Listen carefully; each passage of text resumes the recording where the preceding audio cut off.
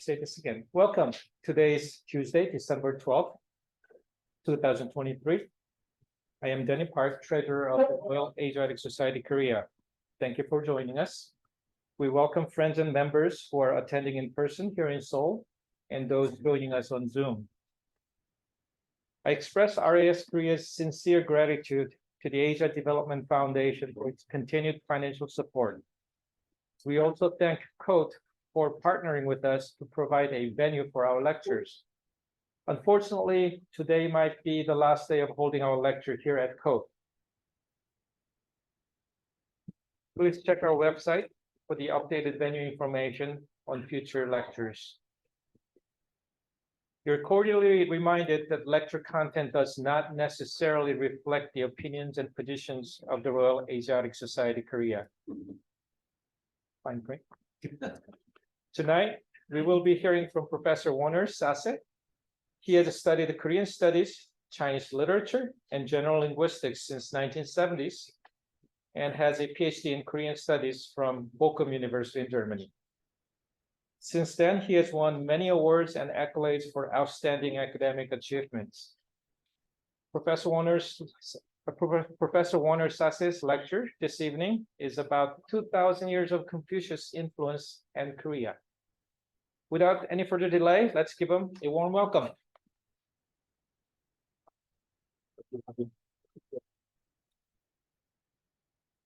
Yes, good evening and thank you very much. I will today talk first about short time about Confucianism in the Korean culture. Then I will briefly touch on some prejudices that foreigners, but unfortunately even Koreans, have about Confucianism. And in the end, I will try to read a small part of the Noneo, of the Analects, with you. And I will try to show you how difficult it is to read Noneo and how rewarding it is at the same time. First of all, if you like contradictions, Confucianism is a wonderful subject. For some people, Confucianism is the villain, the bad man, for keeping Korea backward. For others, he is the one, because of his zest for education, that helped Korean culture, Korean people, to come out of poverty into what we have as Korea today. Both of that, of course, is wrong. It is far too superfluous. And also, when we talk about Confucianism, we have to be very careful. There is no such thing. The name Confucianism. Oh, sorry.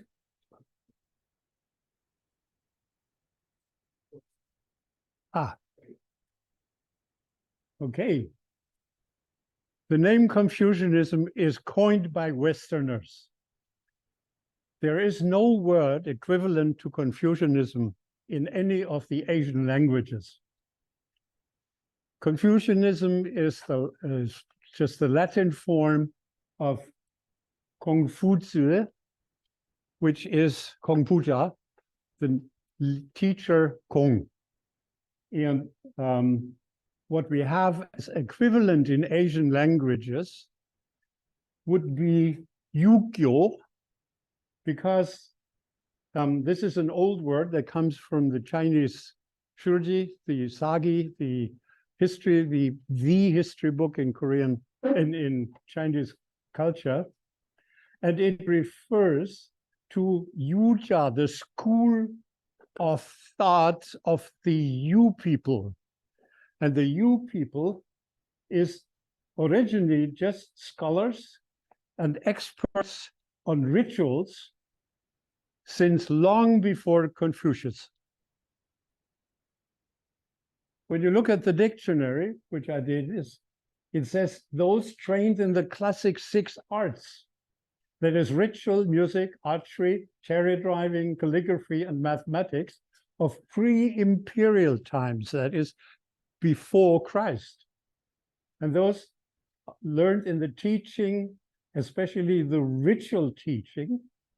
So it blends into a word like classicist, traditionalist, and sometimes even ritualist.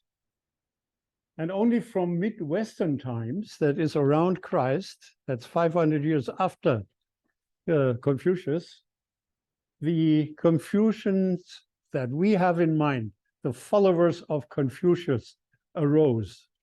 But most of them would identify themselves continuously as Yuja, as you people.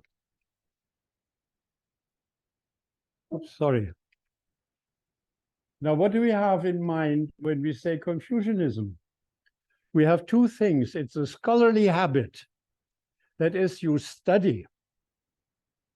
And then secondly, you try to follow what you study, especially the Confucian tradition, but not only. And that's the problem with the word Confucianist, because Confucianism covers much more than just what Confucius said, and sometimes a lot of stuff which is contradicting Confucius. It is simply a set of East Asian philosophy. And in the West, we put them all together and say that's Confucianism. Now, the ruler of Wei has been waiting for Confucius, and he asked, what will you consider the first thing to be done to rule the country? And what did Confucius say? It is necessary to rectify the names, to make sure that the names are correct for their content. Something I would like to write on the wall of practically every parliament in the world, actually. And what we've been doing is we have been rectifying the names. So we are already, without knowing, I put you into Confucius' shoes. Okay, now let's look at the state religions in Korea. Confucianism came into Korea together with Taoism and with Buddhism around the 4th century AD, that is, I forgot the AD, sorry. So from the 4th century, it was in Korea. And in the 6th century, one of the Shilla kings made Buddhism the state religion. For some time, the family of the king would actually mimic the family of Buddha. So Buddhism became the state religion. And when the dynasty changed to Koryo, to the Wang dynasty, they continued in the tradition of the Shilla Buddhism, although at the same time a new form of Confucianism came into Korea, which later became what we call Neo-Confucianism. And so in Koryo times already there were some people who would study Confucianism, but it was not the general culture. The general culture was Buddhist. If I'm not, well, I must be careful. Probably the general culture was shaman and folk religion with a sort of influence from Buddhism, and Buddhism was mainly a matter of the ruling class. Now, in the 14th century, when Joseon started, the kings wanted to change from Buddhism to Confucianism. And that has nothing to do with anti-Buddhist thinking, not at all. It was a matter of political power and of wealth. The Buddhist cloisters, the Buddhist monasteries, had become so rich that they were a threat to the king's power. And therefore, and also because when they changed the dynasty, they needed money in order to do all the changes and to reward those who had helped change the dynasty. So they took the money from the Buddhists, from the monasteries. But as you know, almost half of the kings of this Confucian state were really practicing Buddhists. And the Buddhist culture, the influence of the Buddhist culture remained strong, even in the Confucian, so-called Confucian Joseon dynasty, Joseon country. The dynasty was Yi, as you know. Joseon dynasty is wrong, it's Yi dynasty in Joseon. Now, I wanted to point out that even the fact that King Sejong invented Hangul is part of Buddhist influence. When you look at the cultures in Asia, those cultures who made an alphabet or a syllabary were all under the influence of Buddhism. The reason is Confucian tradition relies on texts written in a special form of Chinese, which you have to learn, and it's very difficult, and you need a lot of time and money to be able to learn all that. The Buddhist traditions always relied on the word of mouth or a popular culture. Even if they wrote books, they would write popular culture. I mean, when you have the two books, Samguk Yusa and Samguk Sagi, the earliest and still very influential history books about Korea. You have the Confucian one, which is the Samguk Sagi. And then you have Samguk Yusa, which is all Buddhist stories and a couple of folk stories as well. And who wrote the Samguk Yusa? A monk. And the emphasis of Buddhist preaching has always been the people and not so much the aristocracy. So even the creation of Hangul is an attempt to favor the vernacular, the normal Korean language in favor of the Chinese. So the Confucianists, the ruling class, they continued to rely on Chinese. They continued to rely on Chinese philosophy. Whereas the attempt by King Sejong was to help the people to learn how to read and write. And Sejong himself was a practicing Buddhist, as we know. He actually composed a long poem of Buddha's life, the Worin Jonggang Jiguk. And after he gave the throne to somebody else, he retired to a monastery. So the Buddhist influence is strong. And most of the books, early books published in Hangul or in a mixed script using Hangul and Chinese characters were Buddhist books. So even in the Joseon dynasty, in the Yi dynasty, in the Joseon times, Buddhism became second, but very strong, even in the aristocracy.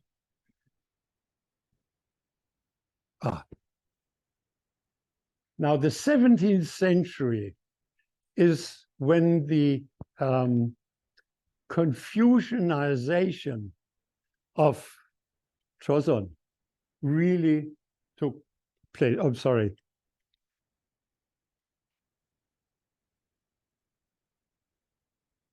Took place. So what we have in mind as traditional culture, the majority is only the culture after 17th century. The drastic changes, like the heritage system changed. Before that, girls and boys would inherit identical. Even the ancestor worship was changed from the boy this year, the daughter next year, the year after another boy, and then again a girl. After these changes, women were not even allowed to go to this ceremony. And if no son was born, because now the oldest son had the duty to have the ancestor worship. And since you need ancestor ceremonies, if you didn't have a son and only daughters, you would inherit, you would adopt a son. This is since the 17th century, not before. And even the ancestor tables. Now the Chokpo, when you read, when you read Chokpos today, girls come as the daughter, but only to register who they married. Their children are no longer in the Chokpo. And in the ancestorship, you have only the men as the line which goes down from the grandparents. Now, in the old days, before that, you had a neat picture of father and mother, both grandmothers, both grandfathers, and 4 grandfathers and 4 grandmothers, like in a Western ancestor table. All that changed in the 17th century and not before. And what about today? When you look down there, it says here, this is from the official Gallup reckoning. In 2005, 46 people said we have no religion. In Confucianism, 0.22. That's all. So as a religion, Confucianism plays no role in Korean society whatsoever, even if there is. I'm happy because Confucianism never was a religion. It's always been a social ethics, but never a religion. That was a misunderstanding the early missionaries had when they saw the ancestor worship, which is really a commemorating festival and a festival for the family, but it's not worship. So the translation, ancestor worship, is simply wrong, rectifying names again. Okay, but what I found interesting is the newest, only 10 years later, in 2015, Confucianism was even further down, and no religion was up to more than half of the population. Now, this is, we could say, reflects what is happening in all developed countries, in all richer nations, but also I think it has to do with the Korean attitude towards religion, the original attitude towards religion. So let me find it here. I want to quote Don Baker, who is one of the foreign professors who works on Korean religion. And what he says, I can say, yes, that is what I found when I came to Korea in 1966. Traditional Korean religiosity was centered on ad hoc ritual-based communities. Participation in rituals was not normally taken as a sign of a long-term commitment to a particular religion. A person could participate in a Buddhist ritual today, a shaman ritual the next day, and a Confucian ritual the day after without feeling any contradiction and without being seen as a Buddhist, a shamanist, or a Confucian scholar. And the difference between cultures in the family in the 60s that I saw was very interesting. It's a little exaggerated, but mainly it is true. Father was nothing, and when asked, he would say Confucian. Mother would go to the temple, and the children, because they were modern, were Christian. And all of them would in the family have no problem with that. They would actually accompany each other. So on Christmas, the Buddhists would go to church. When there was Buddha's birthday, the Christians would come up to the temple. No contradiction. So I wanted to stress that because in modern times, even yesterday I walked around here and they said, we must make Korea a Protestant country. That's a slogan that's so anti whatever Korean culture was like. That's why I wanted to stress that, sorry. Okay, now let's go to some of the prejudices about Confucianism. And I've taken 3 examples. One is corruption and nepotism. The other is the emphasis on hierarchy, on status and etiquette, and the importance of education. Now, this is all in the heads of most people. That's Confucian. Well, it's not. Corruption and nepotism. First of all, you have that all over the world, in all cultures, whether they're Confucian influenced or not. It's simply the greed of those who receive the money. It's the people who interpret money as power, and very often a weak influence of free press. So it is a problem of social insecurity, has nothing to do with Confucius. Confucius didn't know that. And if he did, he would talk against it. I'll come to that later. Now, Confucius never asked for obedience, hierarchy. He stressed hierarchy, but in a different sense. And he never asked for obedience from the ones at the bottom of the hierarchy. His demands were always to the people in power and their behavior.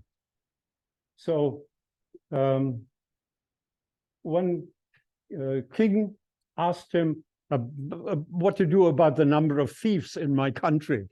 And Confucius said, if you were not covetous, you, the king, if you were not covetous, they wouldn't steal. You could give them money, they wouldn't steal. It's your fault, in other words. And he balanced the notion of hierarchy. And I interpret now, one should be loyal, but one should keep his integrity, and genuine loyalty is a critical one. One or 2 quotations. Liu Zilu asked how the ruler should be served. And the master said, do not impose on him, follow him. And moreover, withstand him to his face. Or another one, what Confucius said, what is called a great minister is one who serves the king to what is right. And when he finds he cannot serve him that way, he will retire. He will go away. He will not continue serving the king. Again, I wished people would learn that by heart. That's a very good idea, especially in modern politics all over the world at the moment. Okay. Now, the importance of education, he stressed the right kind of education, not education for education's sake. The master said, in ancient times, men learned with a view to their own improvement, Nowadays, men learn with a view to the approbation of others. You could translate it into modern time in having a good standing so you can get a good job and make a lot of money. That's why you try to get education. And another one, learning without thought is labor lost. Thought without learning is perilous. Now, to be able to think what you have learned, there's one important factor that our poor children are normally deprived of. That is time to think. So our education, PISA or not, is definitely not Confucius. And there's another one that I very much like, because Confucius, in his image of being reactionary, Confucius lived in times where, an agriculture society, and agriculture societies all over the world are stratified, let's put it that way. And Confucius said, in education, there should not be a distinction of classes. Confucius, the revolutionary? Yes, he was.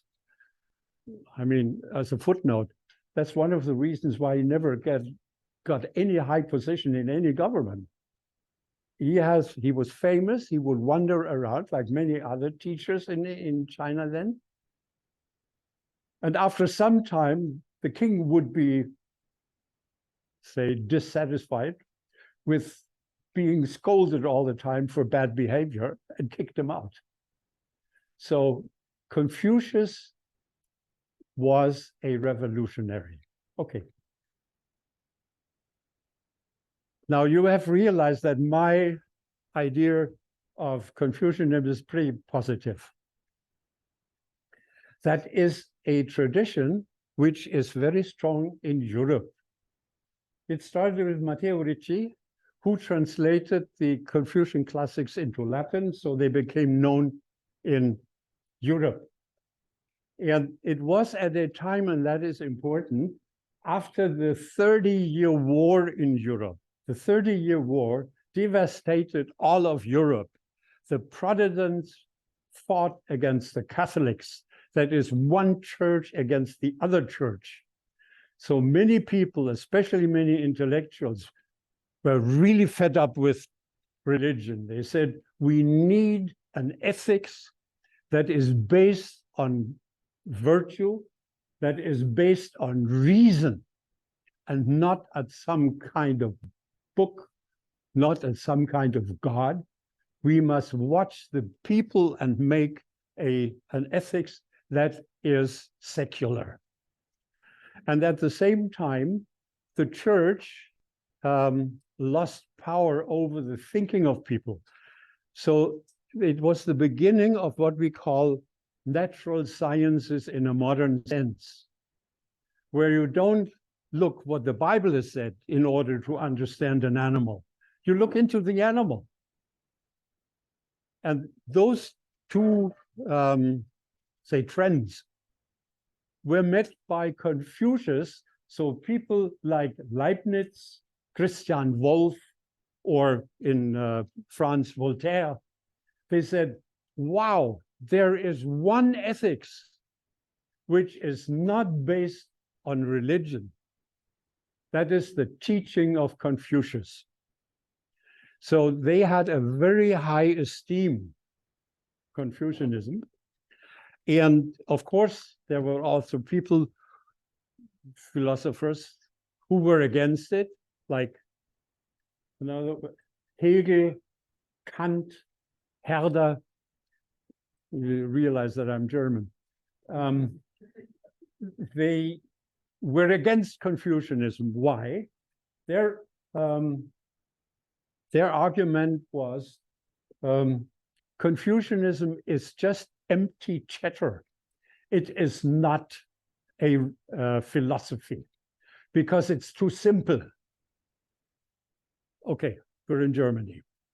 When you look at Kant, for instance, it's very interesting. There is the reciprocity as one of the Confucian ideas. What you do not want for yourselves, do not do to others. That is from the Lunyu, from the Analects. And Sigong asked, is there one word one can act upon throughout the course of one's life? And the master said, reciprocity. What you would not want for yourselves, do not do it to others. Now, Kant, like many other people, said, that is no philosophy, that is obvious. And then he rephrased it, act so that the maximum of your action should become a universal law. Wait a moment, that is just the same, only from a different angle. So on the one side, those people said, Confucius is too simple, that's no philosophy. On the other side, they dwelled on it. Okay, now I have to have a look at the time, sorry. Okay.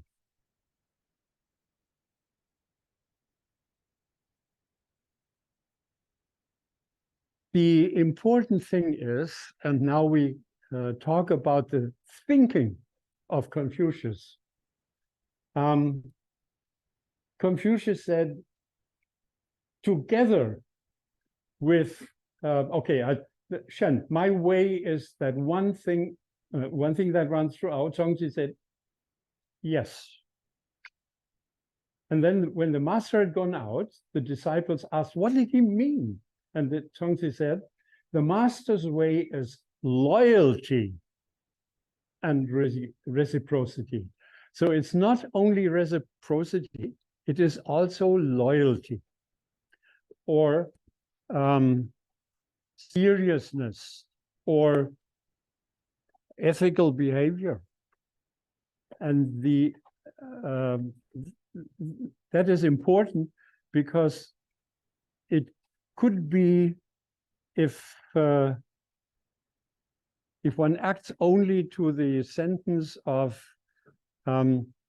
what I do not want to be done to, I'm not going to do to others, could also imply that whatever I want, I have to do to the others. And that, of course, is not meant. And that is where the loyalty comes in, which means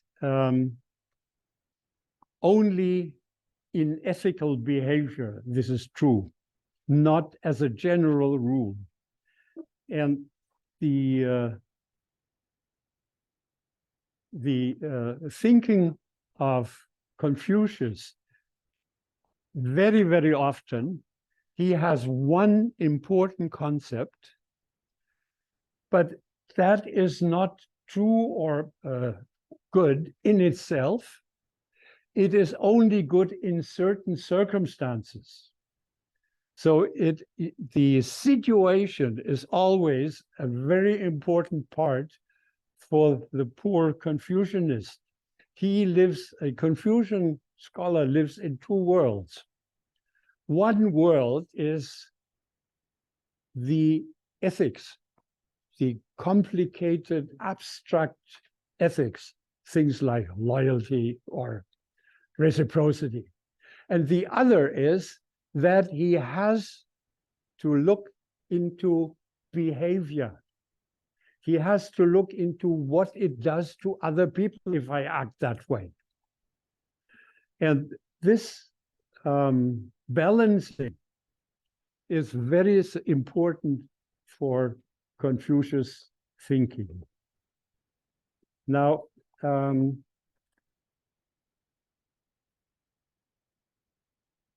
okay, I have said before that the Europeans were so glad that somebody in the world had started to start an ethics without having some kind of supernatural or metaphysical power behind it.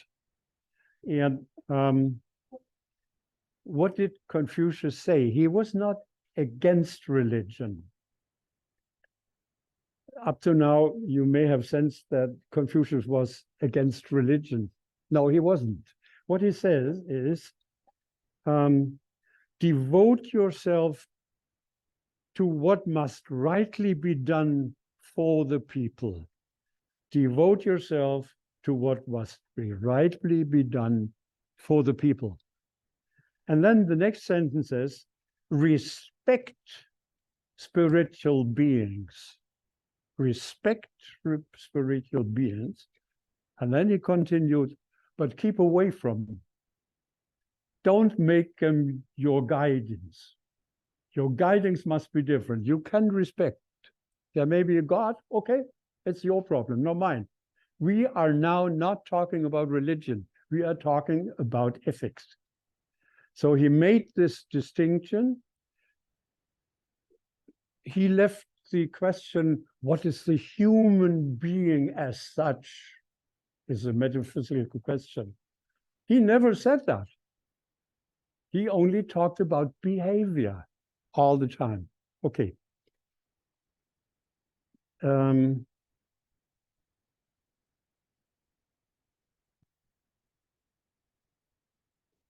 I told you that in Europe, you have the positive image of Confucius and the negative image. But the discussion between those people has never stopped in Europe. It has stopped in Korea. In Korea, nobody cares about Confucius anymore, practically nobody. But Karl Jaspers, a German philosopher, he wrote a very influential book about the most influential paradigmatic individuals. That is, individuals in what he called the Axis time, the time when all cultures, the high cultures, changed.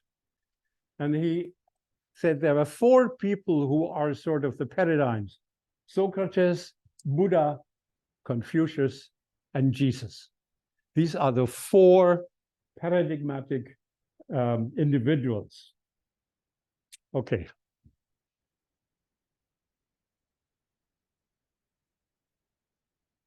I said this. And then another quote from the Analects. Zigong said, I heard Confucius' views on culture, but about human nature and the way of heaven, I could not hear a word from the master. And another one, the master said, you, which is here at the name of a person, shall I teach you what knowledge is? When you know something, to know that you know it. And when you don't know something, to know that you don't. Which means religion is okay, respect it, but don't think that this is knowledge. It is faith. That is the gist of his position towards religion. Now,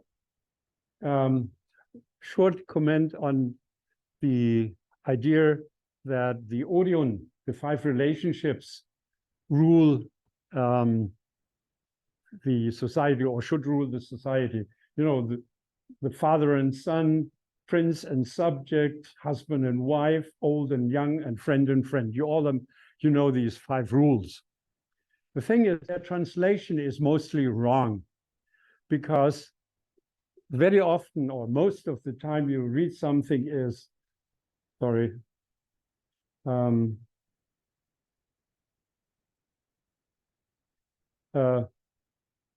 father, the son should serve the father. The subject should serve the king. The wife should serve the husband. No, that's not what Mencius said. First of all, it was Mencius. It was not Confucius. Mencius is 300 years later. Mengja. And the real translation is, again, in the good tradition of observation and not teaching a rule. There should be warm understanding between father and son, not devotion, warm understanding. There should be duty between prince and subject. And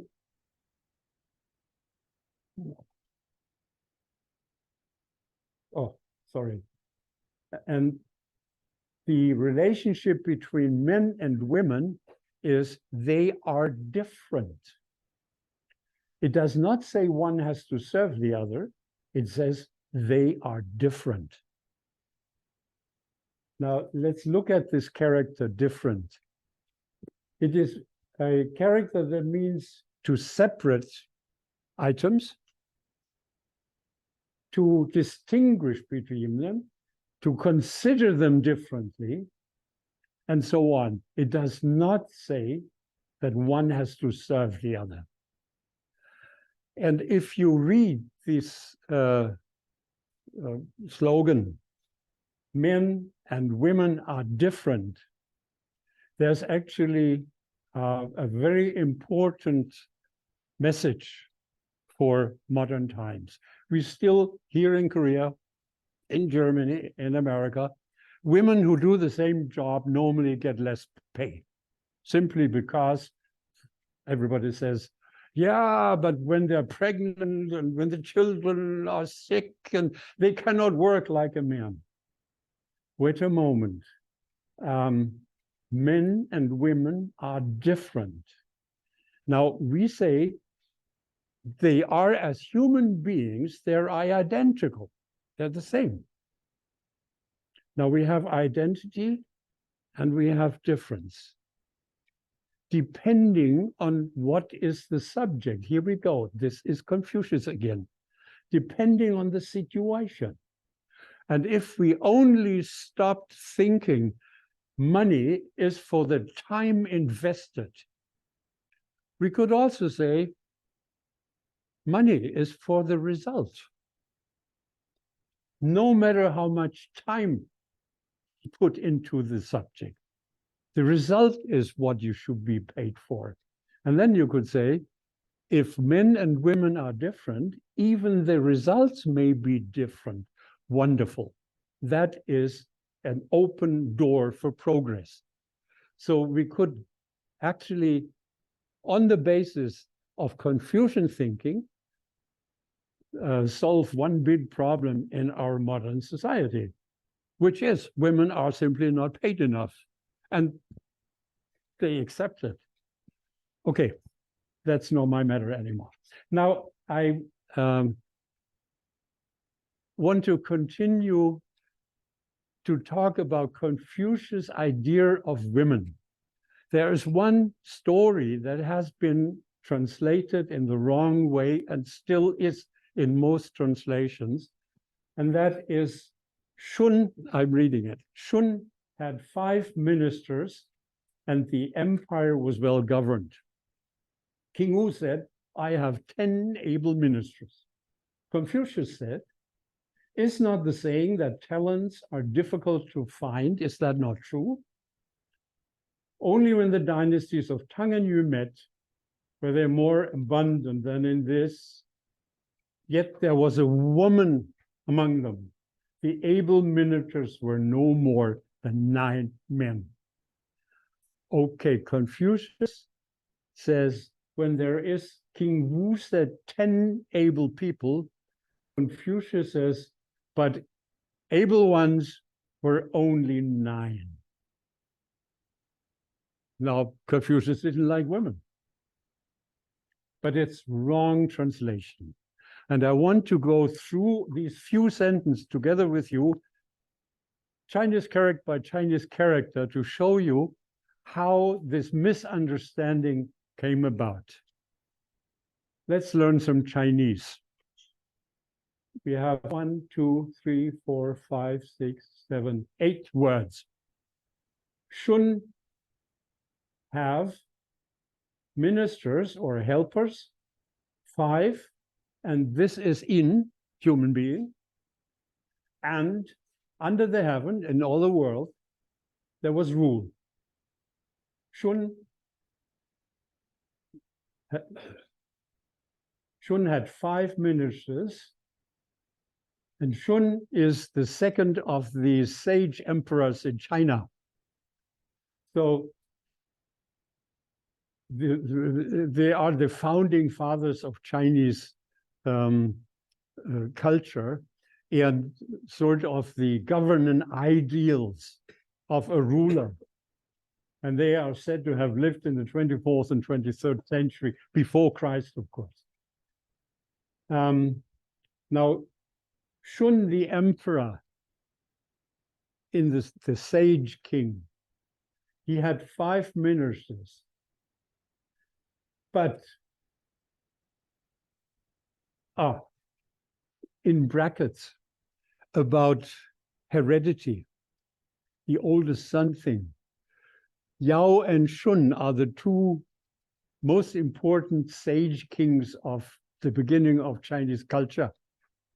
And Shun is not the oldest or not even a son of Yao, but Yao gave Shun the king seat because Shun was the one with the highest virtue.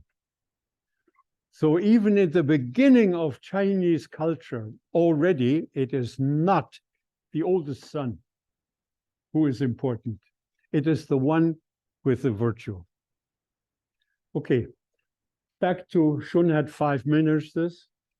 King Wu, who is the founder of the Zhou dynasty, which is really the first almost historical dynasty, he had able ministers. King Wu said, I have able ministers, 10 people. So the easy translation, King Wu said, I have 10 able ministers. Now we must look at what none able, what it really means.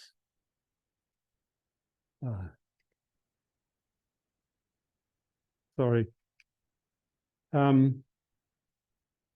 It's normally translated as able. That is from a commentary from the beginning of the first millennium. But none actually is disorder. It is not order originally. In this sentence, it is translated as able, but it really is disorderly, even revolt or rebel. Now, why is it possible that it has the meaning of able here?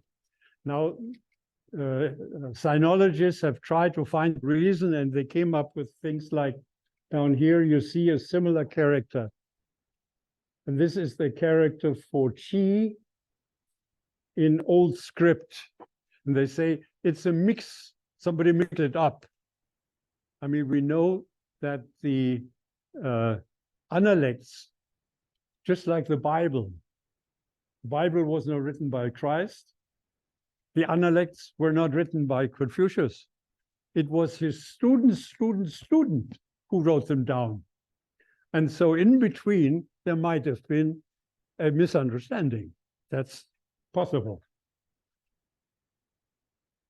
Now, Shun 5 ministers and Wu 10 able ministers.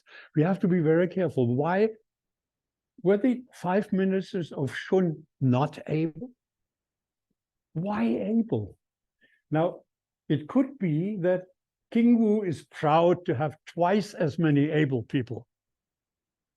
It could also mean that King Wu is complaining that he needed 10 when Shun needed only 5. Both are in these two sentences, putting those sentences together in this text. And depending on how you translate that, all the rest of the story about King Wu and Shun become a different flavor. They get a different flavor. I wanted to show you how difficult it is to find the real meaning behind the Analects. That is one good example. We don't know. Now, Luan, literally, as I said before, is rebellious or striving. It could mean that the ministers are very vigorous and they fulfill their duties with zeal. And that's why they are able, because none, they really push. That is one way. Another possibility, of course, is to translate as it's written down, rebellious ministers. Who had 5 rebellious ministers, not able. Now, if you translate it that way, again, you have 2 possibilities. It could mean Wu, as I said, he's the founder of the Zhou dynasty. So he did away with the people before, and he had helpers. So these were his rebellious helpers. That is one way. There's another possibility. Maybe in the eyes of Confucius, Wu had ministers who were not always follow his orders. They were rebellious. So Wu had a problem. And depending on what you translate, all the rest of what you know about Wu will become a different flavor. I showed you this to show how difficult it is and that translation is the wrong word. What we do with texts like this is we don't translate them. We interpret them. We look at what is written down and then make up our understanding of it. That is what we're doing. We're not translating. Now, Confucius now answers to these 2 statements. Confucius says, talent difficult, not, this is a pronoun, natural, and this is an interrogative. So the normal translation is, Confucius said, is not the saying that talents are difficult to find true? Now we have a grammatical problem here because this character normally is not a verb. We translate it as a verb here, right? It's not a verb. It's actually the negation of a verb, and there is no verb in this sentence. So we must translate it negative, but we're changing the grammar. So that's the first problem. Now, you have che nan, what Confucius says about the ability.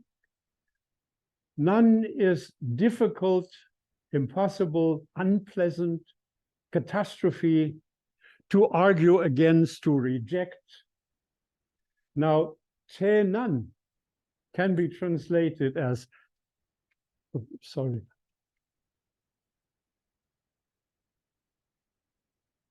No? What is, sorry.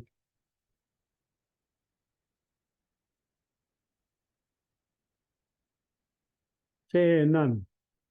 Talents are difficult, or talented people are difficult, or people with talent are difficult to come by, difficult to find. All this is grammatically correct. So what Confucius said is talents, somehow there's a problem connected with it. But what he had in mind, we don't know. So here again, all we can do is make an interpretation. Now comes the legendary emperors and emperor, sorry, please forget the S, that's wrong. It's one emperor, Shun. Tang and Yu times regarding this become abundant. Only when the dynasties of Tang and Yu, the dynasties of Tang and Yu were part of the area which became Zhou dynasty area. So when they met, that is when Zhou was founded, there were many talents. That is what Confucius says about Shun.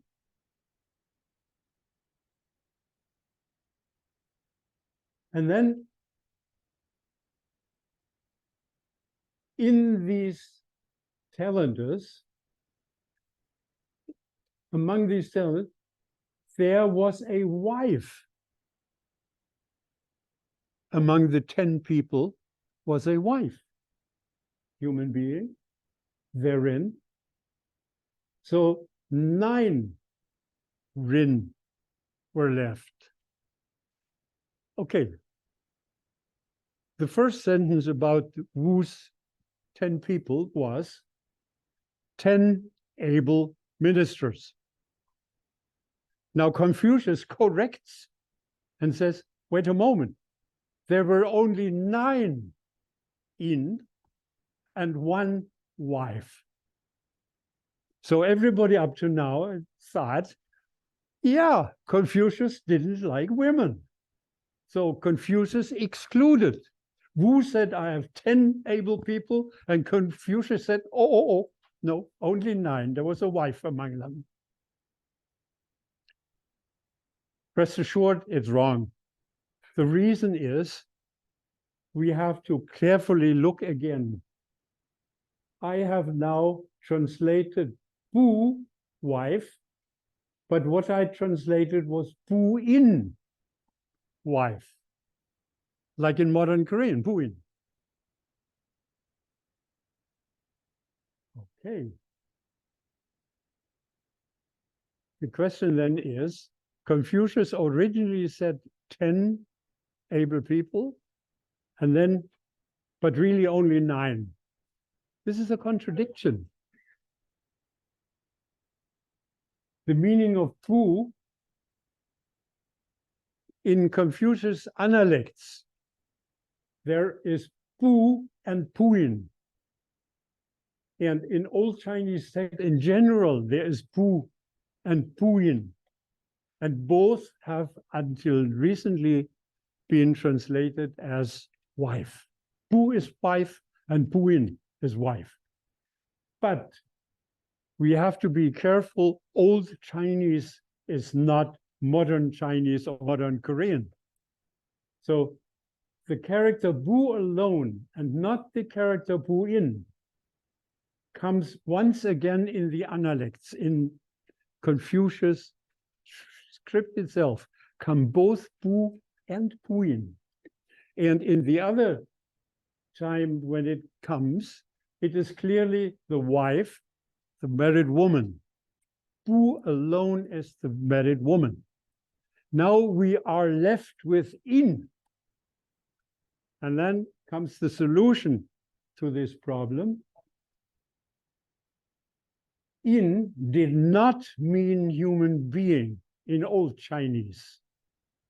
In Old Chinese has a special meaning, and what we have as human being today in Old Chinese was what today is folk, is min. So there is a change in meaning. The general human being is min in Old Chinese. And in has a special meaning. And I now rely on two other Chinese people who know Old Chinese very well, both sinologists of standing. It is referring to people in some form of social or ethnic demarcation in a group.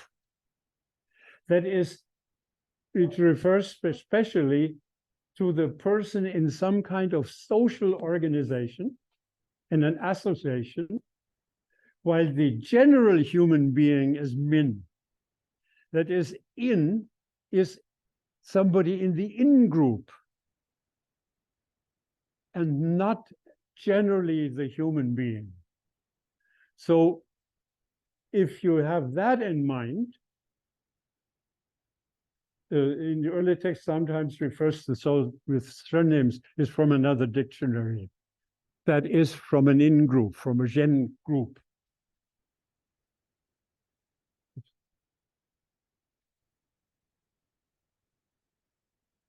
In the sentences that I just translated, there were pu, in, pu. There was an in, but a pu in these people. So the in were only 9. So Confucius clearly refers to her as Jen. In other words, he does not deny her humility. But what he does is he marks her more closely as a fu in. She is an in. She belongs to the group. But she is a fu in, a bu in. That is a in related by marriage or married into the family. Now that has, not only we have saved that Confucius did not have any problems with women, that's okay. But it also has very important implications of how to translate the Analects whenever in is mentioned or min is mentioned. So this is again from the dictionary, because my point is so strange. I want to stress that, so I rely on other people's work. It was the name for the wife of a she, of a sa, which is the title in the lower end of the nobility. The woman meant in Lunyu was a member of a in association, into which she came from another in association or from another clan. And then I looked in the great dictionary, the Zhongwen Dazijian, with all the old references. And there it clearly says, down here, you difficult to see, Puyin. The Sa says Puyin, and So says Chok. So there's 2 names for married woman, depending on whether you belong to the nobility in the lowest bracket as the wife of a Sa, or whether you are nameless and married. Okay, now I give you a new translation. Shun had 5 ministers and the empire was well governed. King Wu said, I have 10 able ministers. I leave it that way because the question how this able has to be translated needs, for me, more research. So I just rely on the old commentary. But now, the new translation, Confucius said, is not the saying that talents are difficult to find true? When the dynasties of Tang and Yu were combined, that is, when Muang founded the Zhou dynasty, there were more abundant talents than now. And there was, and now I add, there was even a woman in this group of 10 able ministers. That gives an absolutely different direction to what is said here. Confucius is actually telling look, women are human beings. Don't take them out of the society of humans. That's what he says. Yes, thank you very much. This is all I had to say, and I hope it was not too difficult. What's the time now? 40 minutes. I'm pretty close. Yes, please. Thank you, Dr. Yes.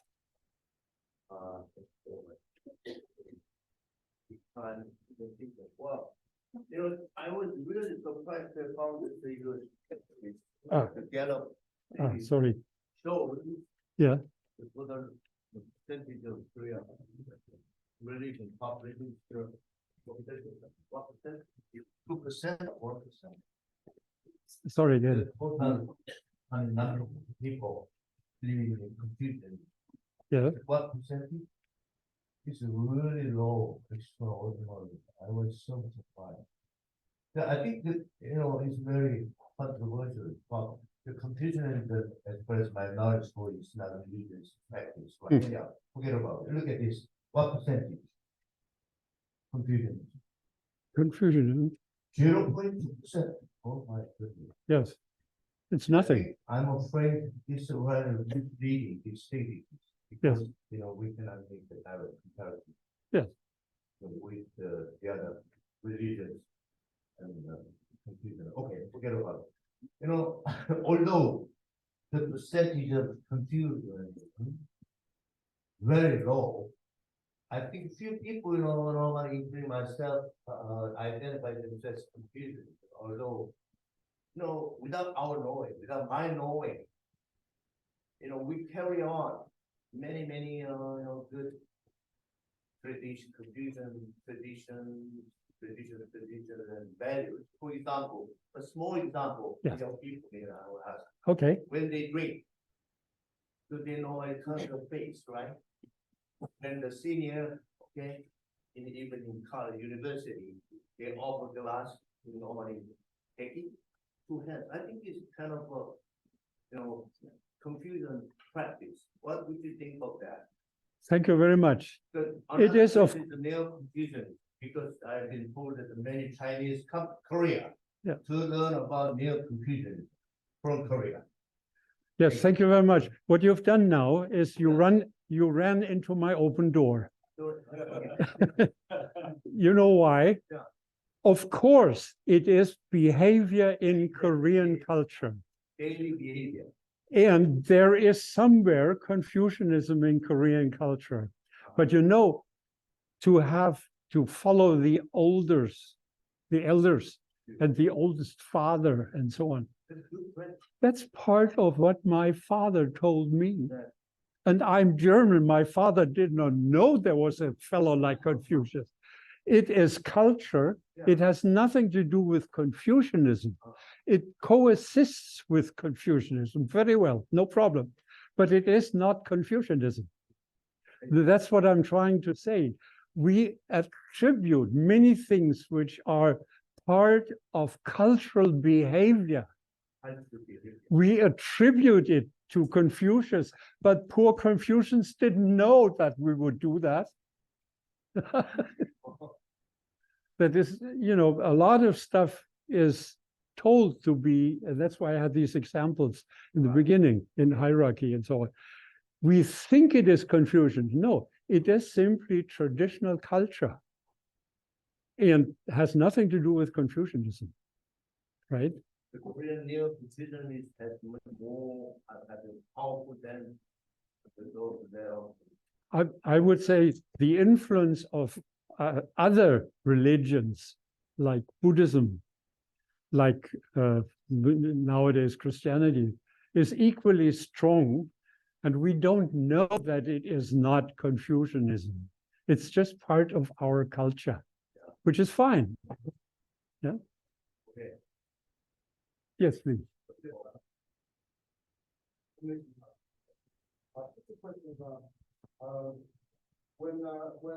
I'm not explaining this, and I'm not getting into what people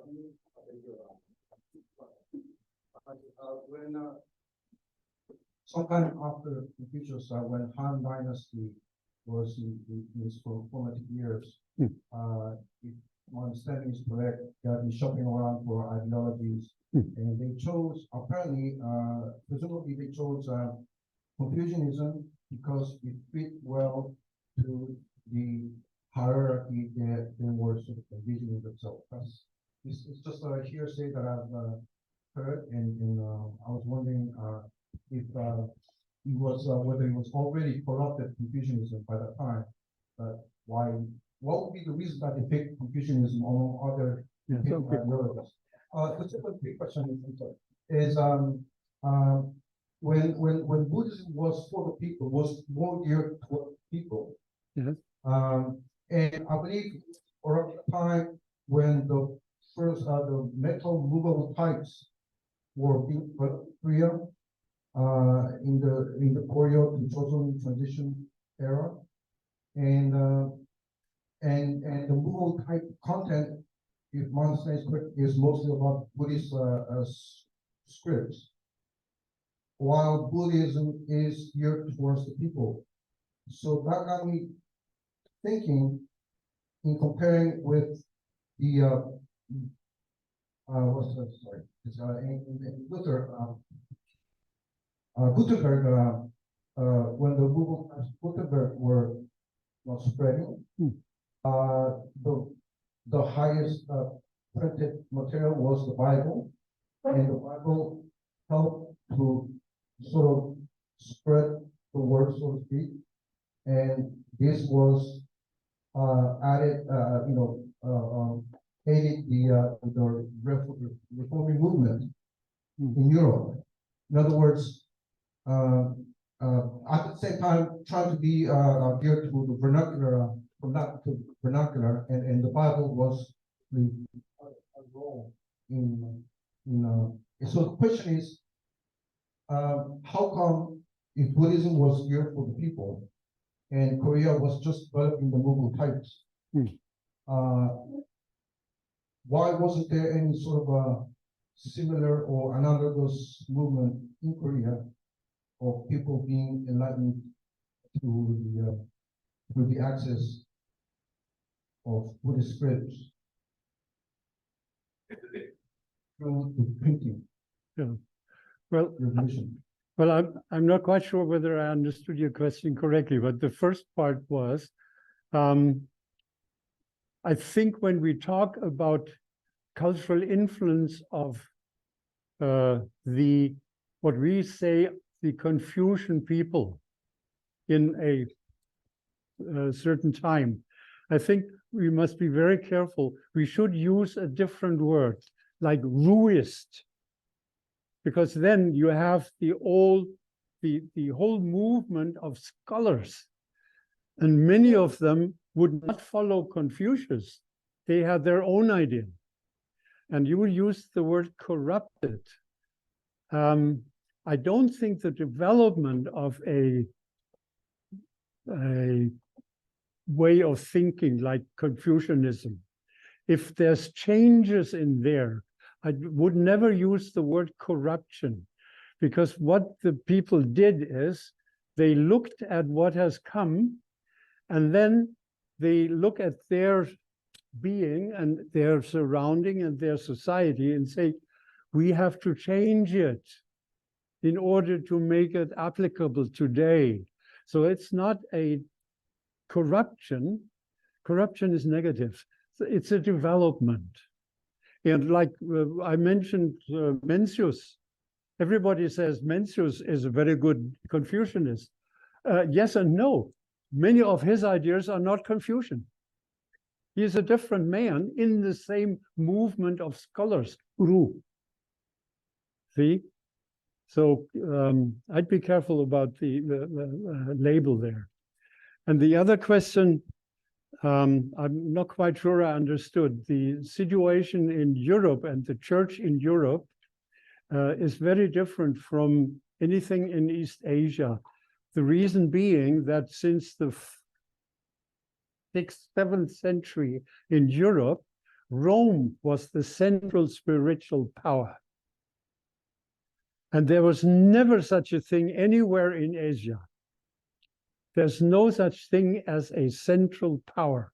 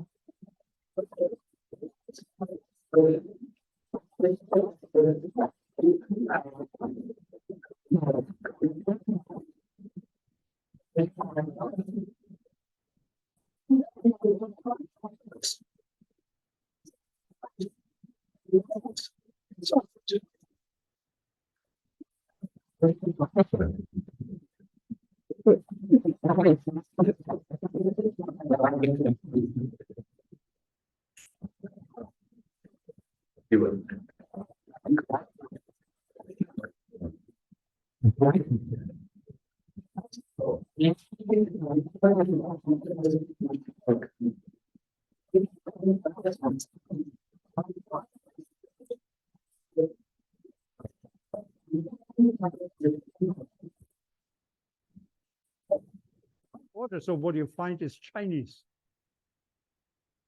Because Shirak was a movement in Korea, in Japan, in China.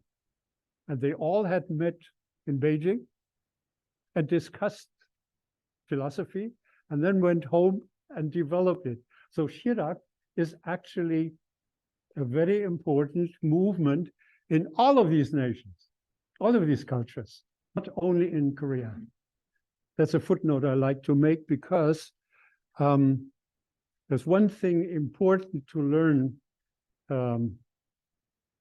as a foreigner. I dare to teach what you should do. Please don't think that only Korea is in the middle of nowhere. It's always been in a very healthy development parallel. The Confucianists, the Ruists in China, in Korea, and in Japan, when they talked philosophy, they did not think Korean philosophy. They thought philosophy. Ruists. They were Ruists.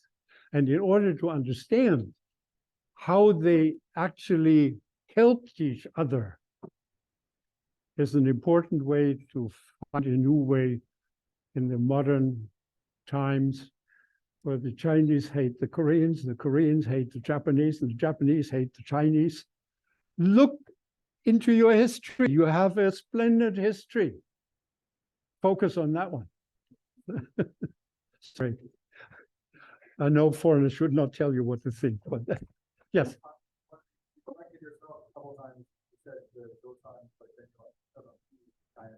Yes.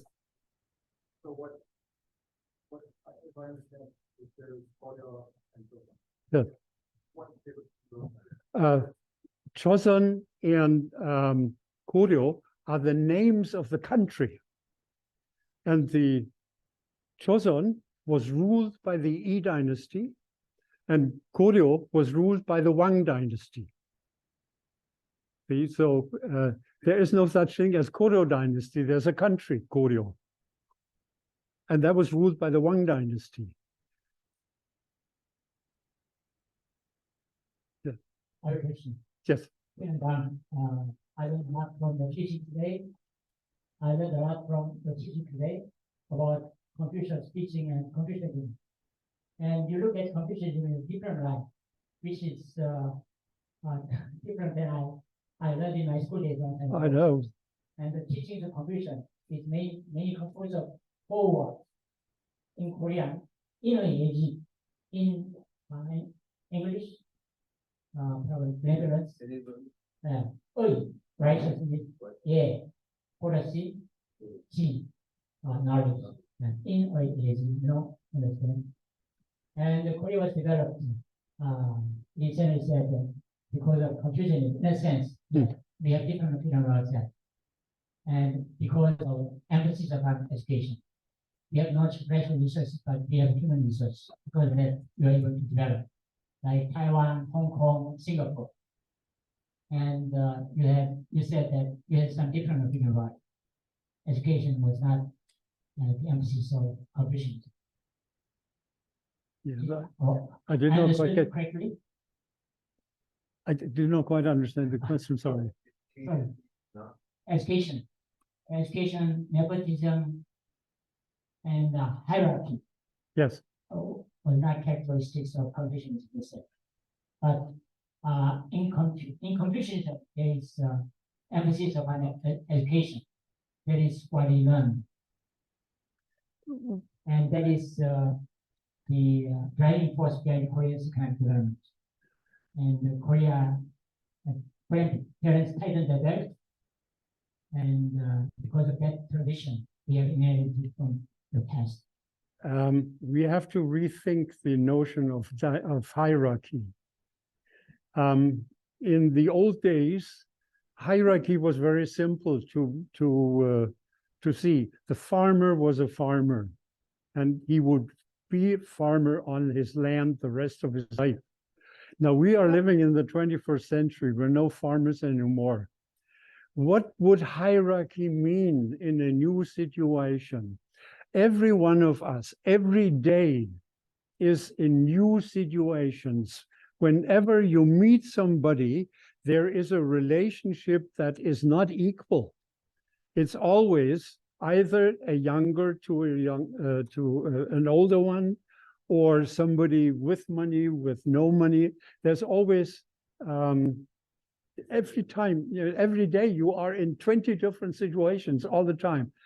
And the importance for having a society functioning would be that in special situations, you have to act according to the situation there and the people who are with you at that moment.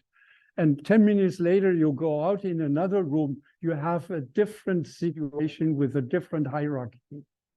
And what we have to, we have to understand hierarchy not as a thing that's given for the rest of your life. And when Confucius said, there's this famous thing, society is functioning when king is a king, when subjects are subjects, when sons are sons. Yes, not when they are, when they behave like. That would be the correct translation. When the king behaves like a king, the society is okay. When the parliament people behave like parliament people, it's okay. When they don't, we have a problem. And that is hierarchy, meaning in the given situation, you have to adjust to whatever the function of the 2 or 3 people is. And then you can, all these sayings of Confucius make a lot of sense if you understand them as acting. And the problem with reading books like Noneo is we are used to look for rules. There is no rule, no pec pro in Confucius writing. It's always if and under these circumstances. And when you read Confucius that way, he has a lot of observations that are true 2,500 years ago and true today, not because they are universal truth, no, because human beings are human beings. The people in the Neolithic are human beings. I promise you all this will make much more sense overview. So at this point, thank you very much for your lecture. Okay, thank you.